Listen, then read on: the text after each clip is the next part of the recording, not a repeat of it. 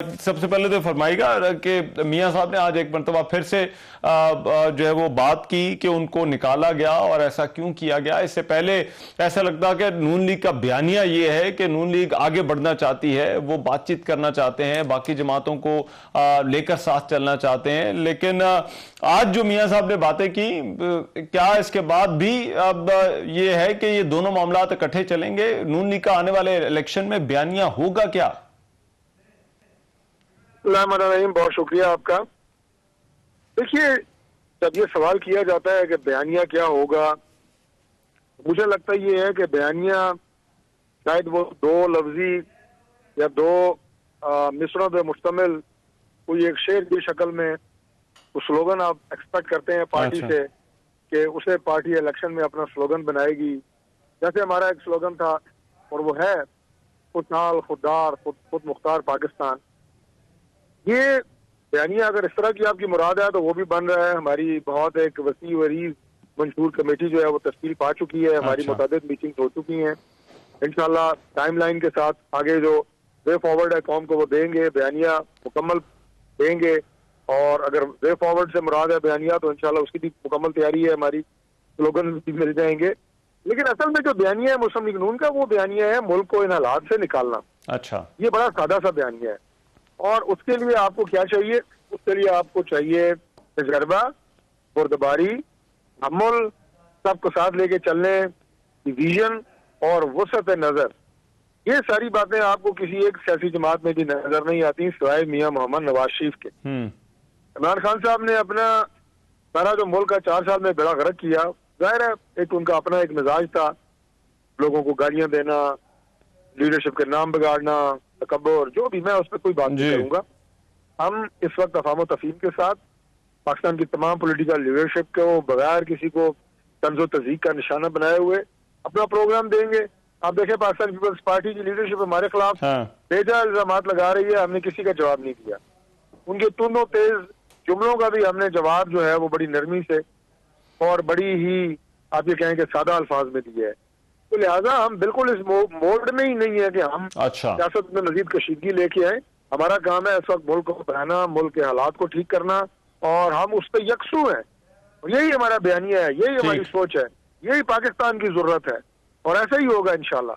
अच्छा, मगर डॉक्टर साहब, अब मुस्लिम लीग नून तो ये कहती है कि वजीर आजम के उम्मीदवार मियां नवाज शरीफ ही हैं, वो चौथी दफा वजीर आजम भी बनेंगे। लेकिन मियां साहब के मामलात आपको पता है कि कुछ कानूनी पेचीदगियां हैं उन मामलात में। तो मियां साहब के आगे वजीर आजम बनने का रास्ता, कानूनी रास्ता आपको लगता है क्लियर है? देखिए, कानूनी रास्ता तो हमने अपनाया है, हम वापस आए हैं, हमने जमानत ली है, हमारे जो केसेस हैं वो भी चल रहे हैं, हमारी अपीलें बहाल हुई हैं, खत्म नहीं हुई।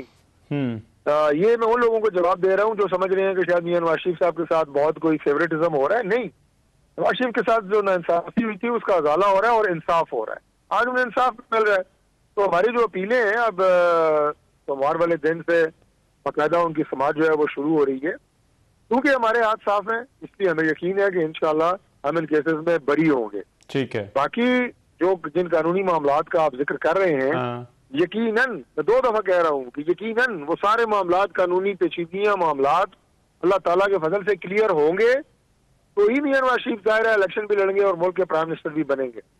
लेकिन क्योंकि मेरे ऊपर अगर कोई FIR होती है, कोई मुकदमा दर्ज होता है, कम अज कम मुझे तो पता होता है कि मैंने ये जुर्म किया है या नहीं किया। तो हमें तो पता है कि हमारे हाथ साफ है। जो इल्जामात इससे पहले शहबाज शरीफ साहब पे लगाए गए, मरियम नवाज साहिबा, वो देखें किस तरह बाइज्जत बरी हुई, शहबाज साहब बाइज्जत बरी हुए, अपना एहसन इकबाल, हमारे साथ रफीक साहब, शाहिद खक्कान, बेशुमार और नाम है, किसको छोड़ा इन्होंने जिन्हें नहीं पकड़ा। लेकिन साबित क्या हुआ? कुछ भी नहीं। तो मियां नवाज शरीफ साहब की जात में भी ये इल्जामात जो है, और इसका सबसे बड़ा सबूत एक जुमला मैं कह दूं कि नवाज शरीफ साहब पे जो इल्जाम लगाया गया था वो पानामा का लगाया गया था, और नवाज शरीफ साहब को सजा जो है वो इकाबा भी दी गई है। यही सबसे बड़ा सबूत है कि मियां नवाज शरीफ साहब जो है वो बेगुनाह थे, वो बेगुनाह है, और हम इंशाल्लाह बाइज्जत नहीं होंगे, लेकिन अदालतों से होंगे। पाकिस्तान में जो इस वक्त मुरवजा आइन और कानून है उसका सामना करके इंशाल्लाह ताला अपना मुकदमा लड़ के राइट, मगर इसमें डॉक्टर साहब अब देखिए पीएमएलएन के लिए एक बड़ा चैलेंज आने वाले इंतखाबात हैं। इंतखाबात के लिए आपको मकबूलियत चाहिए। इससे पहले हमने देखा जो हमारे पास आखिरी अगर कोई पैमाना है तो वो ज़िमनी इंतखाबात थे, पीटीआई ने जीते, जिसके बिना पर पीटीआई क्लेम भी करती है कि वो सबसे मकबूल तरीन जमात है। तो आपको लगता है कि मियां साहब के वापस आने से जो पार्टी को एक मकबूलियत का एक लेवल चाहिए होता है अवाम के अंदर, क्या वो मुस्लिम लीग नून के पास आ गया है और इसी के साथ नून लीग इलेक्शन के अंदर जाएगी? देखें भाई, बात यह है, दुनिया की हर माँ को अपना बच्चा सबसे खूबसूरत लगता है। ठीक है। इसी तरह हर पार्टी ये दावा करेगी कि मैं सबसे ज्यादा मकबूल हूँ। ठीक है। तो मैं भी यही दावा करूंगा, हम सबसे ज्यादा मकबूल जमात है और ये बड़ा नेचुरल है और ये हकीकत पे भी मबनी है। लेकिन इसका सही जवाब ये है, अल्लाह ताला के फजल से अभी मैदान सजेगा, इलेक्शन होंगे, पता लग जाएगा कि कौन सी जमात की कितनी अवामी मकबूलियत है। देखिए, जमातें या सियासत जो है ना, अब सिर्फ अगर आप समझते हैं कि कल्ट पे होगी, ठीक, एक नाम पे होगी, एक पर्सनैलिटी पे होगी, एक फलाना चल कैसे रहा है, फलाने में स्टाइल कितना है, वो वक्त खत्म हो चुका है माजरत से। हाँ। अब आपको डिलीवर करना है।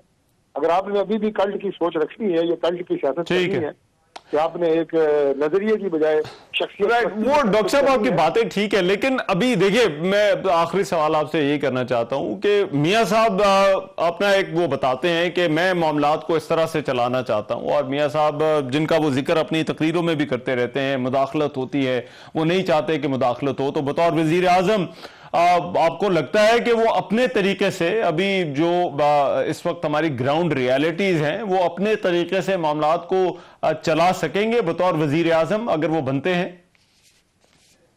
बिल्कुल चलाएंगे जी। मैं आपको जो सबसे पहले बात की है कि पाकिस्तान को आगे बढ़ाने के लिए और इन मसाइल से निकालने के लिए सबसे पहले जिस चीज की जरूरत है अल्लाह ताला की मदद, और उसके बाद तजर्बा, कि आपको मुल्क को आगे बढ़ाने का तजर्बा कितना है।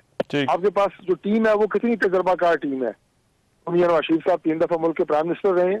आप पूरी ईमानदारी से, आप सिर्फ मियां नवाज शरीफ साहब के जो 3 अदवार हैं उनके जो, मैं कारनामे नहीं कहूंगा, काम ही क्या देता हूँ, मैं प्रोजेक्ट्स क्या देता हूँ, मैं डेवलपमेंट क्या देता हूँ, मैं इनिशिएटिव्स क्या देता हूँ, रिफॉर्म्स क्या देता हूँ, उनकी लिस्ट बनाए और 3 अदवार को छोड़ें।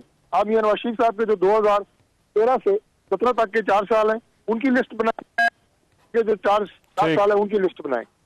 जमीन आसमान का फर्क है, ये तजर्बे का फर्क है, और वही तजर्बा इंशाल्लाह मियां नवाज शरीफ साहब की शक्ल में जब मुल्क के 14 दफा प्राइम मिनिस्टर बनेंगे तो मुल्क को आगे लेके जाएंगे, मुल्क को मसाइल से निकालेंगे इंशाल्लाह। राइट, ठीक है। डॉक्टर तारिक फजल चौधरी साहब हमारे साथ मौजूद थे। बात थी कि मुस्लिम लीग नून की जो सियासत है, और ख़ास तौर पर जबकि ऐसे वक्त में वो इंतखाबात में उतरने की तैयारी कर रही है, तो तरजीहात क्या होंगी बयानिए के हवाले से।